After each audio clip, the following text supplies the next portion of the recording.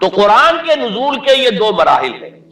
یہ پورا قرآن لیلۃ القدر یا لیلۃ المبارکہ، یہ دو الفاظ قرآن میں آئے ہیں. انا انزلناہ فی لیلۃ القدر، انا انزلناہ فی لیلۃ مبارکہ.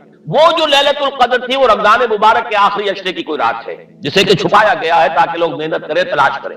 لیکن اس رات کو پورا قرآن لوح محفوظ میں، اب یہ بھی تین الفاظ قرآن میں آئے، کتاب مکنون، ام الکتاب اور لوح محفوظ، یہ تین الفاظ آئے. اصل قرآن وہاں لوح محفوظ میں ہے. وہ قرآن اتار دیا گیا سمائے دنیا تک. پہلا جو آسمان ہے ہمارا یہاں تک اتار دیا گیا. یہ دفعتاً واحدتاً ہوا ہے، اچھا ایک دم ہوا ہے. لہذا رمضان کے لیے آیا شہر رمضان الذی انزل فیہ القرآن، یہ باب افعال سے ہے. انا انزلناہ فی لیلۃ القدر، باب افعال ہے، ہم نے اتارا اس کو لیلۃ القدر.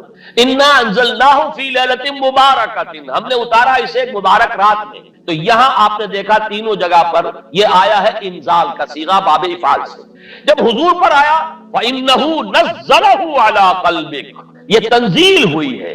نَحْنُ نَزَّلْنَا عَلَيْكَ الْقُرْآنَ تَنزِيلًا، اے محمد آپ پر ہم نے قرآن اتارا ہے تھوڑا تھوڑا کر کے، نجمن نجمن، آیتیں پھر آیتیں پھر آیتیں آ گئی، پورا قرآن نہیں اتارا.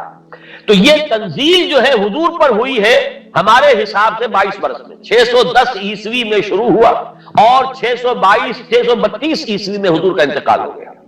22 برس میں تھوڑا تھوڑا بلکہ قرآن مجید محمد رسول اللہ پر نازل ہوا. وہ ہے تنزیل من رب العالمین.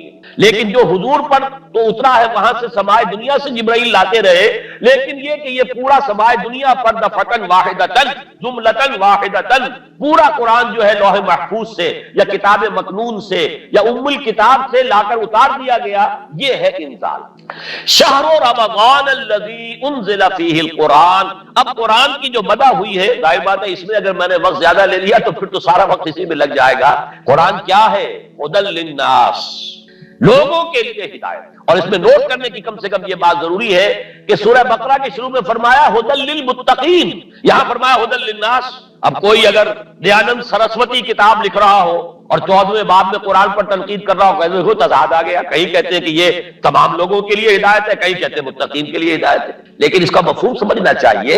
قرآن اپنی جگہ پر ہدی للناس ہے، تمام انسانوں کے لیے ہدایت، ہر دور کے انسانوں کے لیے ہدایت ہے، مکمل ہدایت. آج کا بڑے سے بڑا فلسفی، اور اگر ابھی دنیا کی عمر ہے 1000 برس تو اور 1000 برس بعد کا بھی جو بڑے سے بڑا فلسفی ہوگا اس کے لیے بھی ہدایت قرآن میں.